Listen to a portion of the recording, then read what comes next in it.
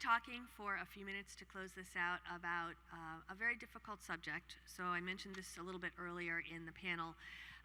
The panel is titled 764. And the reason is because that is a group that we started looking at last year, and you'll also hear the term NVE, nihilist violent extremism. And that is a term that is beginning to be used just now to try and describe this phenomenon that we're seeing in law enforcement, we're seeing with some of the analysts that are looking online, people who are following court cases. But basically the situation is this. It is people who are online, who are targeting vulnerable individuals, usually children. They can be just lonely, they can be having issues with suicidality or cutting or other issues. They find them online. They take them sometimes off conventional platforms into other places on the internet, and they groom them. So they pretend to be their friends. They pretend to be a boyfriend or a girlfriend, to really like them. And then they encourage them to share photographs of themselves, increasingly sexually explicit photographs of themselves. And then once they have possession of the photographs, they then begin to exert control over these individuals. And they do it to harm them. And they encourage them to cut themselves on camera, online. They continue to do so in an increasingly aggressive way. They may encourage them to harm a pet in increasingly gruesome ways, a sibling, a friend, a parent. And sometimes when the children rebel against this, they will engage in swatting, which is when they send police to the house in the middle of the night saying that there's a shooter inside, and the family is torn out of their beds and into the street wondering what's going on by armed people. This is a phenomenon that is motivated by a mixture of different reasons. Sometimes it's an ideology. Sometimes it is a desire to break down social order as we know it, to create complete breakdown of society, to create a political setting where then it's survival of the fittest, and whoever these people are then become the masters of the universe. Sometimes it is motivated by a combination of grievances. It can be, we don't like you because you are, pick your category. Many of the familiar categories are in there, and they don't appear to differentiate between what their hate is. It's just, I hate all of you, and all of you are going to be my targets. This is a phenomenon and an ideology and ideas and pathways that you're going to hear about in the weeks to come in some of the school shootings. Because one of the things that these folks are encouraged to do or inspired to do by this ecosystem is precisely that. So we are seeing this evil and this risk manifest itself all over the world. As I mentioned earlier, part of what we're seeing here is groups in very, very disparate places in the world targeting kids all over the world, so that a law enforcement response, which we're going to hear about from Seamus, has to be coordinated all over the world, which we're not great at doing. And one of the really, really concerning things, two of the really concerning things that we are beginning to see happen in this space are, number one, the age of the perpetrators is going down. When we first started seeing this phenomenon several years ago, it was older people doing this. And we're now seeing perpetrators as young as 12. And another phenomenon that we're seeing is that many of the victimized people are themselves becoming perpetrators. So it is a hugely concerning issue. We are seeing it in countries throughout the world, and it is something that this group, then the working group that we have formed, is going to work very hard to prevent and intercede before the problem gets any worse, and I'm going to describe that for you at the end. One of the people who first brought this to our attention at Eradicate Hate is Marc-Andre Argentino, who is with the Cantor Center. He's one of the leading researchers in the world on these issues. He was unable to join us here today, but we have a video. He's going to take you through the basics of 764, of this kind of violent extremism that we're seeing, and then we're going to come back and have some of our panelists talk in further detail. So if you could run that video, please. Good afternoon, everyone, and thank you for joining us at this late panel after a very long day of amazing presentations and conversations with colleagues. I know it is getting towards the end of the day, but we now have an important topic about nihilistic violent extremism. My name is Marc-Andre Argentino, and I am the team lead at the open source unit at the Canada Centre for Community Engagement and the Prevention of Violence at Public Safety Canada. And today I will be setting us all up for a conversation about nihilistic violent extremism, this term that has been getting a lot of attention from both law enforcement prevention practitioners as well as the media in light of the changing landscape that we are facing today. So let's get into it, as we have a lot to cover and very little time. When we're talking about nihilistic violent extremism, what are we really talking about? So nihilistic violent extremists are those on the fringe that are actively encouraging, promoting, glorifying, or engaging in serious acts of violence for the sake of violence and chaos itself, the consequences of which have no clear end state or desired reconstruction after. There is no message most of the time except for the violence in and of itself.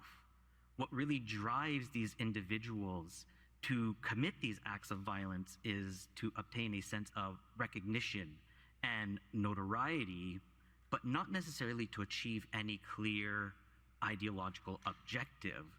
They see this as a performance, as a way of demonstrating what they perceive as a world that has no future for them or for anyone else. This bleak perspective is what comes out across when we are looking at the extreme level of sadism and the type of harms that are committed by these individuals simply to gain internet notoriety. They are motivated by a sense of nihilism, of misanthropy, where their hate is towards other individuals, and a form of self-annihilation, where it is not only about the destruction of others, but in the end, they also want to destroy themselves to escape this world that they are in. Now, this is a very bleak perspective in terms of an individual's motivation. However, it's something that we have seen replicated over the past few years. In some of the analysis I've been doing, I have identified globally 102 individuals who have been arrested for committing acts of nihilistic violent extremism since 2020. Now, what motivates these individuals? A lot of those who are perpetrators that are nihilistic violent extremists tend to be youths. They tend to be minors. And they function very similarly to the sociocultural dynamics we see in a high school. Now, everyone within these spaces are vying for a sense of belonging, but also a sense of popularity. They want to be part of the cool table. So let's take the example of the COM network, also known as the community. You might have heard of them in the media, known as 764, these group of young individuals who borrow satanic imagery or imagery from the true crime community of their favorite serial killers and use that as a way of identifying themselves within their community. Now, if you are the kids at the 764 table, you're the popular kids. You're the one where everyone wants to be friends with. But not everyone has a single identity. When I was in high school, I played football, but I was also a big nerd who played magic cards and read comic books. I had at least two identities that I had to navigate, and that gave me access to two different communities. I could sit with the jocks and my friends at the football table, or I could sit with my other friends who are more into the nerdy and geeky activities that I was interested in. Now, this functions similarly in these type of NVE communities, where the type of criminal activity is what will identify you and your group. To become part of a group, you have to commit a crime. So if you are interested in cybercrime, you're probably going to congregate with those who are interested in cybercrime. If you're interested in swatting, those who do false calls to law enforcement to get a strong police response by making bomb threats or fake school shootings, you'll sit at that table. If you're interested in extortion, sextortion, in getting other individuals to self-harm, you'll go with those communities. You cluster around the type of activities you do.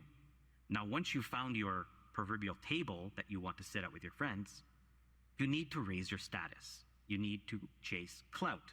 You want to get that popularity. And to do that is you take the crimes that you committed, the sadistic violence, the harms you've done, and you create multimedia. That could be images, that could be video edits, and you get that disseminated throughout the networks, and the response from the peers in light of the sadism or the harm that comes out of your videos is what dictates where you will stand within the popularity ranking. This culture of one-upmanship is what motivates these individuals more than anything else, more than their desire for an ideological motivation, more than wanting to satisfy some type of financial need, but really it is for them to be recognized within their space. What is important to highlight is violence is the normative behavior. Violence is how you gain access to these spaces, violence is how you become popular, but violence is also how you survive. One of the challenges we have seen within some of these young individuals that are participating in these spaces is that they may begin as a victim of these spaces, but as a form of survival, they will become a perpetrator to become more intimidating, but also to deflect attention from themselves onto someone else. So how did we get here? Well, this didn't really come out of nothing. A lot of the fandoms and subcultures that we are aware of within the nihilistic violent extremism space existed prior to the COVID-19 pandemic. The COVID-19 pandemic is kind of the crux of where everything came together. I like to use the example of a blender and when we make a smoothie. If you make a strawberry banana smoothie, you know you put strawberries, you know you put bananas, but the output is something else. You cannot recognize the holes and you cannot really take the parts and reconstruct what you had before. But you have this new hybridized mix that comes out at the end. Well, what we see during the COVID-19 pandemic, on the left, I have a bunch of communities that were part of what is called the edge sphere, the very fringe of the extreme spaces online. This could be content from the Telegram Collective, the Order of Nine Angles. It could be content from the website Watch People Die, which collects series of videos of people that are getting killed, gore content for others to consume. It could be self-harm and eating disorder communities. It could be notorious Chan sites like 4chan or Kiwi Farms or incel communities. But it also includes the true crime community, conflict footage, ISIS videos. It contains animal abuse. All of these things that were parallel in these spaces came together during the pandemic because of how our behaviors change. In the lockdown, we needed to find new ways to build community and engage with peers. Platforms like Discord offered an avenue for individuals to communicate by text, by video, but also to bring in large groups of people together around shared interests. What we've seen with some of these communities is that what has come out are these mixes that are part gore, part true crime, but individuals who are fascinated with mass shootings, with violence, but also in replicating this type of violence. They want to know what it feels like to kill and harm people. They do not perceive as what they're doing that is something wrong or illegal. They see this as part of a participation within their community where this is normalized. They don't see this as abnormal, which is why they tend to take the risks and act in ways that are illegal, why they will commit acts of child sexual exploitation while not realizing what they're committing is a crime because they believe they're immune to this as they are minors. They do not take into consideration the harm that they're committing to others, but they take into consideration the gratification and the status that the crimes that they're committing will give to them and their peers. This has evolved into not only groups like 764, but it has also created a new series of school shooters. This could be the individuals who carried out the Antioch school shooting, the recent Minneapolis school shooting, the serial stabbing in Turkey. These individuals are not only replicating each other, but they are engaging with each other. Several of the school shooters over the past 2 years were actually a small community that watched the Turkish serial stabber live stream his attack. Out of these 10 individuals, 6 of them have carried school shootings in the past 2 years. So there is not only a sense of contagion and replication, but there is a sense of community pushing each other to act and carry out these acts of mass casualty. Now, this is not something that we're only dealing with within a North American context. When looking at those who've been arrested for nihilistic violent extremist acts, we've seen these individuals come from at least 24 different countries so far, covering North America, Europe, Latin America, as well as Oceania.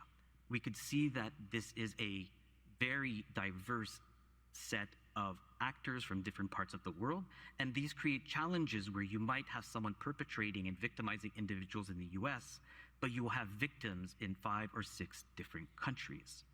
It's similar with how we're seeing the increase in swatting incidents, where these individuals that could be based in the US or Canada or Europe are targeting schools or synagogues or government institutions across the globe. And we could see that an individual behind their community could also victimize dozens of individuals at a time, where, for example, an individual was recently arrested in Germany that was part of 764, victimized over 100 individuals in the 5 years that he was active online. So that we could see an individual sitting behind a computer has a very long reach. Now, this is not something that is only seen from a researcher's or an analyst perspective, but this is something that we have been hearing as well from other partners. I will now pass it on to my colleague, Catherine, from the National Center for Exploiting and Missing Children, to talk about what they are seeing in terms of the increase online of the intersection of violent extremism and child sexual exploitation. Thank you for your attention. Hi, I'm Catherine Riffenbark. I'm Director for Cyber Tipline at the National Center for Missing and Exploited Children. Could I get my slides up, please? Before I get started, I do want to give a trigger warning that I am going to be showing quotes from actual reports which do involve the words that the offenders are saying to the kids when they're directing their self-harm or they're directing them to have a suicide attempt. So I wanted to give space for if that's something that you're feeling like you can't handle right now. It's been a long day. I totally understand if you need to step out. At the National Center, we were founded in 1984 after several tragedies that happened in the 70s and 80s, which included the kidnap and murder of Adam Walsh, the disappearance of Eton Pates, and the Atlanta child murders. Out of these tragedies, we were able to see that there was a need for there to be a centralized place where families and victims could get support and resources when they had or were experiencing a missing or exploited child case. One of the congressionally mandated programs that we operate is our Cyber Tip Line, and that's really what I'm going to be focusing in on today. Our Cyber Tip Line is the centralized reporting mechanism here in the United States for any type of child sexual exploitation. We receive reports from both members of the public as well as electronic service providers. If you're not familiar with that term, electronic service providers are any company that provide an electronic service, such as a social media company, a gaming platform, someone that provides you with your email. Those companies are mandated by law to report instances of child sexual abuse material, online enticement, and child sex trafficking into the Cyber Tip Line when they become aware of those situations.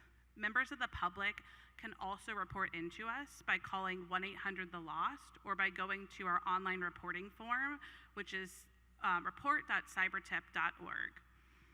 When those reports come in, they could have a variety of information. They could have information on the suspect and the child victim. They could also have chat logs, and companies are even able to report the abusive imagery as well. Although we are based in the US, we receive reports from individuals all over the world regarding individuals that are located all over the world. So our analysts are working to take whatever information was reported into us and determine which law enforcement agency across the globe is the most appropriate to handle this case. I want to shift gears and talk more about what we're seeing in relation to the topic we're here today to talk through. At the National Center, to throw another term into the mix, we call this type of victimization sadistic online exploitation. And the reason we don't use a term like NVE is that we are very much focused on the abuse that is occurring to that child on the sexual exploitation side of things. We are not looking into the ideology behind that abuse, so we use this more general term. We have seen an alarming increase in reports regarding sadistic online exploitation into our cyber tip line over the last several years. Last year, we received just over 1,300 reports of this type of victimization. And so far, in the first 6 months of 2025, we have already received 1,000 reports. So we are definitely on track to surpass last year's numbers. To give you a little more context, in 2024, we received 546,000 reports of online enticement, which these are part of that bucket. And you might be thinking 1,300 is a very small percentage of that overall larger number. However, due to the rate at which these reports are increasing and the extreme nature of this crime, that is why it is so important for us to be talking about these cases. I want us to take a look more at what we're seeing on our public reporting side. When these reports come in, the reporter can indicate their relationship to the child victim. And in those cases, the majority of our reports are actually coming in from the child victim themselves, followed by a friend or a parent or caregiver. What's interesting about these reports is that although that child victim is taking the step to report into the National Center, and report in information about the suspect and the chat information as well, they are often not providing us with any of their identifying information, no names, phone numbers, address. This is likely due to the fact that these offenders are utilizing their private information as part of their abuse. They are weaponizing their name and address against them. Like Laura and Marc-Andre talked about, they're swatting these children's houses. They're calling in bomb threats to their schools. So the victim is likely very hesitant to provide any information because they don't trust people to have access to that. The offenders also have a very high level of control over these children, and they have instilled a high level of fear due to retaliating against the child in those real life settings like their school and their home. So the children may fear that if the offender were to find out about the report, they would take further actions against them. For us, this can be a challenge because one of the steps that we take on our public reports coming from a child victim is that we reach out to that child. We want to see how they're doing and what support and services that the National Center offers that we can help them with.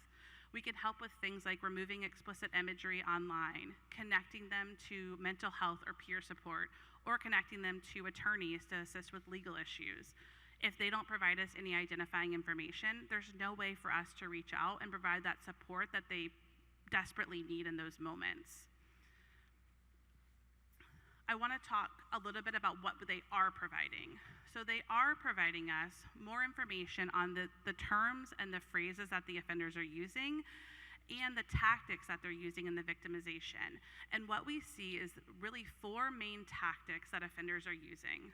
The first is that they're establishing an online relationship with that child.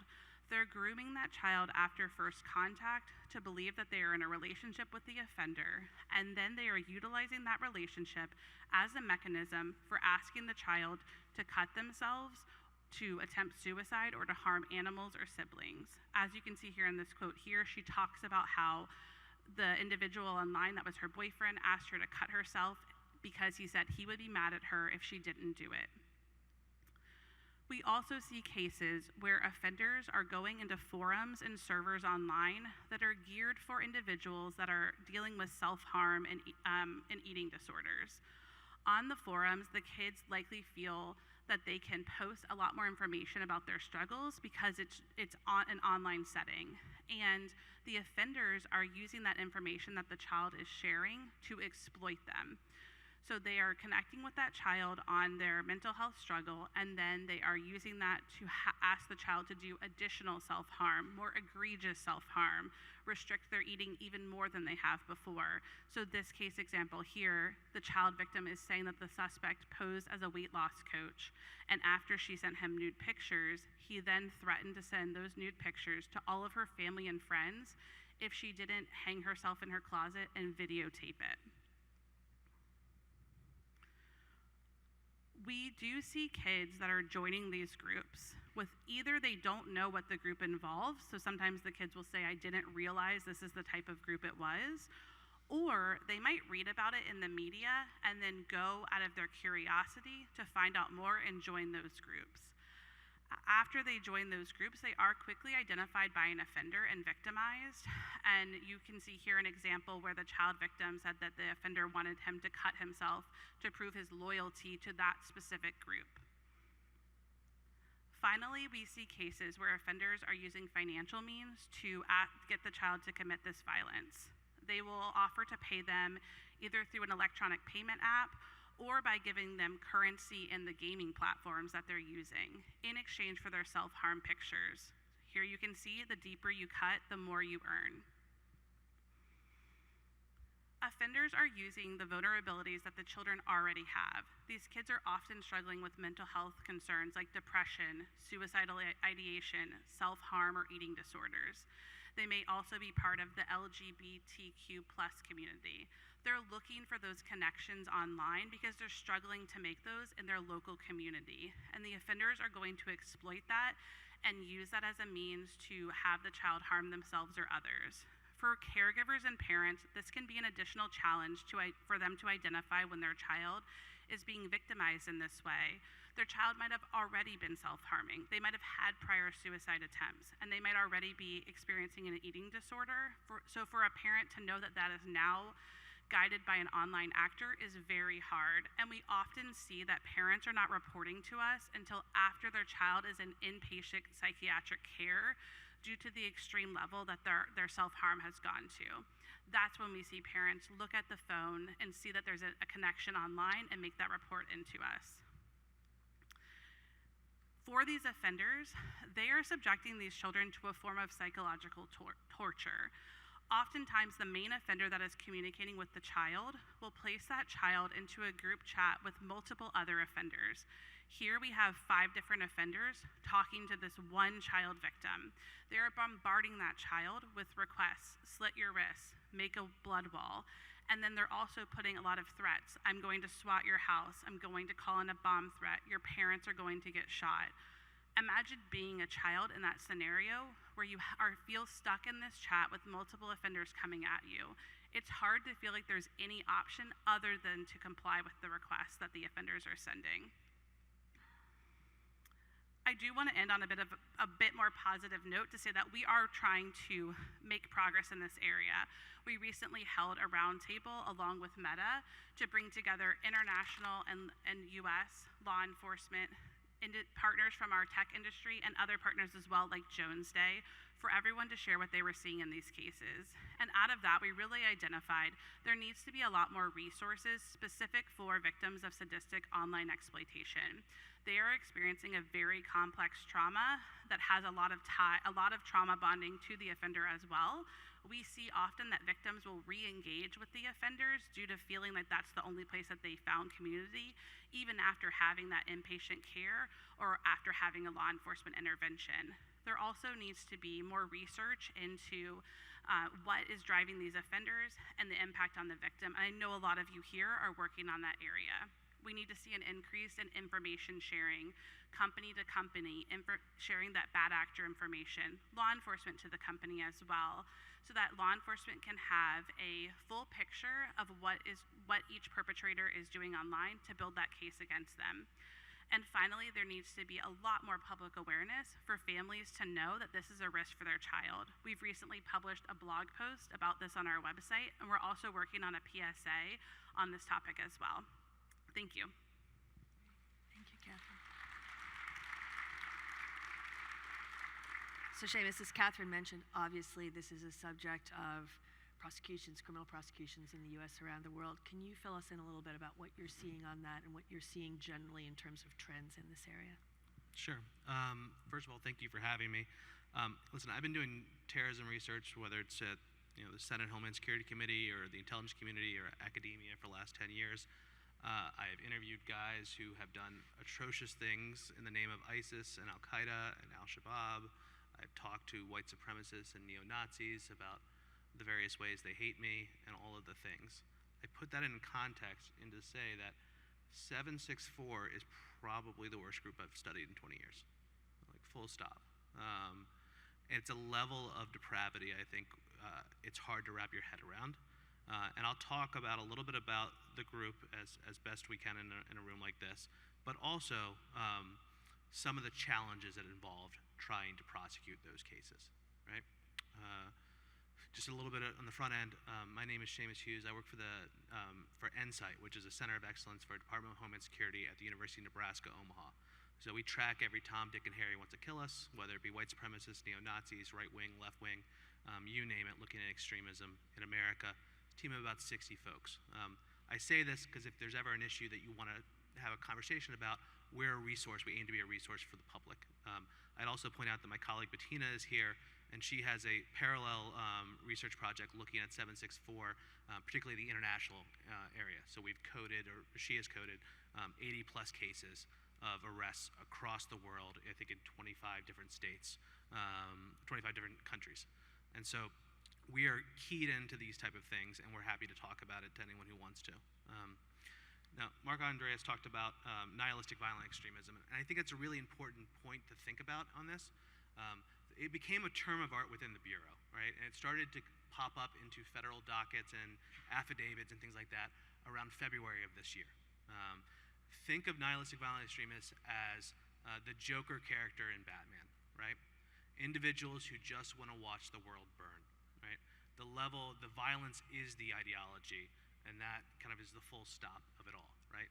The idea is get as many possible kills or as much possible violence and sadistic things you can do, and you are the top gamer in that crew, right? It is not what we would traditionally think of as like an ideologically focused or ideologically first type of movement, right? Violence is the goal in and of itself. Right? Now, a subset of that, a good way to think about nihilistic violent extremists would be the individual who shot 2 young children in Minneapolis, right? Someone who, if you look at the bullet casings in the manifesto, it is all over the map, purposely so to get as many people upset as humanly possible, right?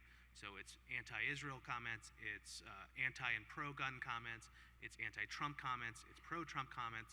The point is to rile up the online environment and talk about what happened, and to target the most defenseless of society in order that you stay in the news and those type of things. So that's kind of the nihilistic violent extremists. And we're probably going to get to a point, and I think we're almost there now, of the rise of what I would call the terminally online terrorist, right?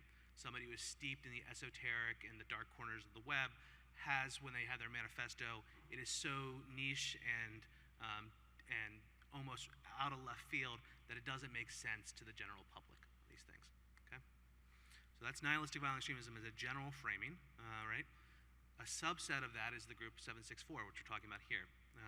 So 764 was born out of community or COM and the cult group. So 2017 to 2021, you had these groups online, largely focusing on swatting and the occasional animal crushing and those type of things. When cult, that group was largely dismantled, what took its place was a 15-year-old kid from Texas, right? And this 15-year-old kid named Bradley Cadenhead decided that he was going to create a new group called what they called 764, which is a part of his zip code in Texas, right? And 764 is a very hierarchical group, right? So you've got a Telegram channel with a couple folks who have proved their worth to 764 by doing the worst things possible to other human beings, right? And those individuals will collect the images that are sent by other members, and they'll farm out whether you reach a level to get into that group, right? So they're almost directing folks there. And then another subsection and another subsection from there. So very much a top-down organization. with a level of resiliency, I think that you can't fully appreciate unless you kind of look at the group on that. The Department of Justice has recently announced that there is 250 active investigations in all 50 states as it relates to 764, right? To put it in terms of individuals who have been arrested at the federal level, at Insight we tracked no less than 24 individuals who have gotten federal charges. A lot of those individuals, all of them are male. They tend to be young, right? They tend to be anywhere between 15 to 25, 25 being the outlier. They tend to be, again, these terminally online individuals. And they come from all different walks of life and all different states. So we've got arrests in California, Hawaii, Arizona, New York, DC, Tennessee, right? And so that raises a whole kind of host of issues, and then international arrests too.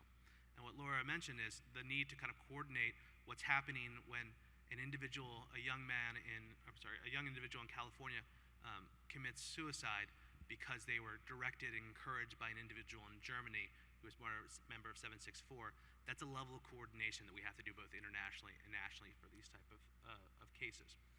There are also larger issues when you look at prosecuting a group like 764. It is not a traditional terrorism investigation, right? Traditional terrorism investigation opens you up to FISAs. You can get a statute of 2339 A, B, and C against those individuals, a recommended sentence of 20 years, those type of things, right? You can describe it to a jury. You can help them understand what ISIS believes and things like that.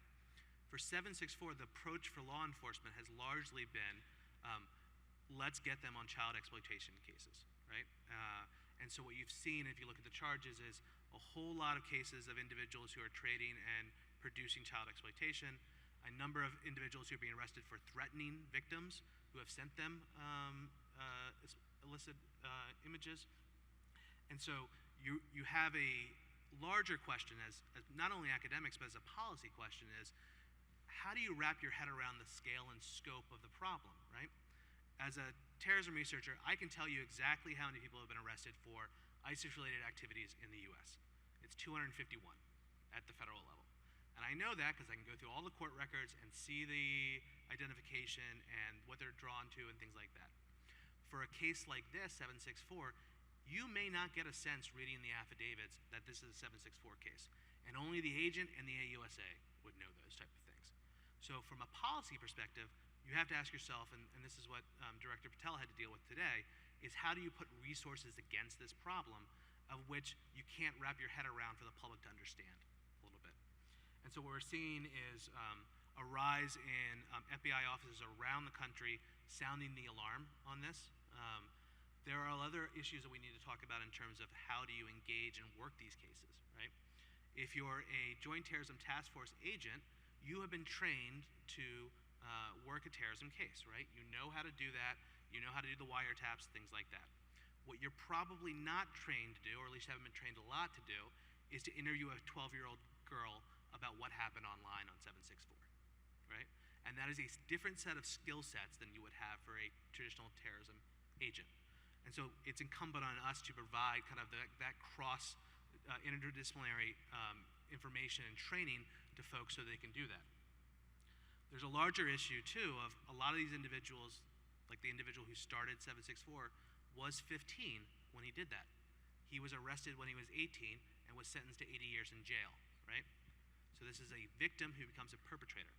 And you have to weigh the cost-benefit analysis of stopping an individual versus stopping an individual who has been groomed online to get to that point, right? And the goal is hopefully not to get to that point where you're arresting someone, but we are going to get to that quite quickly. The other thing I would mention is we're at the early stages of these type of cases. We are going to see this percolate up increasingly so. The issue is going to be largely how do we work what would be something that it's hard to wrap our head around or would be a traditional child exploitation case and frame it into the nihilistic violent extremists or the terrorism category so that we can wrap our arms around that right now. And what you're seeing now is, there's a couple folks at Maine Justice who are working these cases and trying to coordinate, but it's hard to explain to an assistant U.S. attorney in Tennessee that the case they're looking at is actually 764 and not a traditional child exploitation case. Because as the numbers put out this morning say, the Trump administration has arrested 1,900 people for child exploitation this year alone, right? And some subset of those individuals are going to be 764. And so it's incumbent on us to provide the level of research and a public accounting of these type of things so we can put in the larger context of how we do our resources for these type of issues. So this is a parade of terribles, isn't it? And what we do at Eradicate Hate, and I am reminded again and again and again of one of our board members, Michelle Rosenthal, who says, what are we going to do? So what we're going to do at Eradicate Hate, and what we have done at Eradicate Hate as a result of discussing these issues last year, is create a working group. And the deliverables for the working group are twofold. One is the pro bono representation by lawyers of these families and these victims, and Jimmy's going to talk about that in a second. The second deliverable of the working group is sector-specific educational materials about how to identify this when you see it going on and how to intervene. And those materials are going to be shared with constituencies like parents. One of the hardest things for me in this work was Jimmy and I have a parent, and she just started to cry when we were talking to her, and we said, are you okay? And she was looking at a timestamp on something. And she said, I was sitting next to my daughter on a plane the moment that happened. So this is happening, on the couch at the end of the hall. So parents need to know. Teachers need to know. Emergency rooms need to know. Veterinarians who treat animals and animal injuries need to know. The human services system needs to know. So we have created a working group. It includes representatives of all of the above. It includes representatives of the juvenile justice system, because they'll see some of these kids coming through the system for a variety of reasons. Or federal law enforcement may have a child they don't know how to prosecute. They have to interact with the juvenile justice system. We have to smooth out those pathways. That's what the working group's going to be working on over the year to come. I'm just going to turn it over to Jimmy really quickly, to talk a little bit about the pro bono representation of victims and why that's a positive for this field. Great. Yes, thank you, Laura. As Laura indicated, my name is Jimmy Kitchen. I'm a partner here in Pittsburgh at Jones Day. Previous to this, I was an assistant U.S. attorney in the U.S. Department of Justice, where I prosecuted, among other things, counterterrorism, including online violent extremists. As Seamus pointed out, there's a whole host of issues here relating to coordination, but there is a role for the private sector, for private sector attorneys. One of the things that we know that prosecutions are occurring, investigations are occurring, and that presents some different issues for these victims that we're talking about here. We know that online violent extremist victims, for example, if they're fortunate enough to have law enforcement intercede and take on a case that they're a victim in, and they're able to identify that person and bring charges, that victim is then placed in a position where they have to provide sometimes very painful information to law enforcement to support that prosecution. And they have to provide that information to law enforcement often when they are still suffering from the trauma of what they've survived, but also when they are under the duress, in many cases, of ongoing threats of future harm from either the perpetrator who's been charged or associates of that perpetrator that are still at large. And so we know that that is the case. We also know that while prosecutors are well-intentioned, I was one myself, and they're trying to do what's best or what's right, their job is to gather evidence for their case. That is their primary responsibility, and they shouldn't be faulted for that, obviously. But that interest may not always square with the immediate interests of a victim that is going through trauma. And then finally, many of these jurisdictions, you've heard, these cases are being brought not just in the United States, but throughout the world. A lot of times there are crime victims' rights acts that apply to these victims, certainly when cases are charged, but sometimes even before a charge when a case is being investigated. And those rights are not something that are necessarily front of mind or something that are a priority for a victim, certainly in the early stages of a prosecution. Even if they are a concern or a priority, they are not necessarily something that the victim is going to easily understand or is going to be in a position to effectively advocate for. And so that is where attorneys in a pro bono setting can assist. And you heard already kind of the unique circumstances around these victims, given the fact that this is a borderless crime, they are vulnerable, they are children, and they can be located in any country in the world, and they can be pursued for information by prosecutors in any country in the world. That can be a daunting situation for anybody, much less a vulnerable victim. And so what we're trying to do is set up a network of experienced pro bono counsel, experienced in criminal procedure and crime victims' rights in various jurisdictions that are able to advocate for these victims as far as their rights under the various Crime Victims' Rights Acts, but also to act as advisors and tell them a little bit about what is going to be the cadence by which their cases move through the legal system. And finally, we can also act as buffers for law enforcement, particularly when there are multiple law enforcement agencies that are looking to get information from these victims. Thanks, Jimmy. We are at time. If you have an interest in this subject, we have a breakout group tomorrow morning at 9:50. There are many other people in this room who are working on this problem, and you'll be able to hear from them too at that session. But one thing I'm going to leave with you: do not let your child take their cell phone to bed with them at night. Don't do it. Much of what we see is happening in the middle of the night. If they need an alarm clock, buy them an alarm clock. But that's just one word to the wise, because this could happen to any of our children. So with that, thank you to the panel, thank you to you for listening, and we look forward to some conversation out in the lobby. Thanks.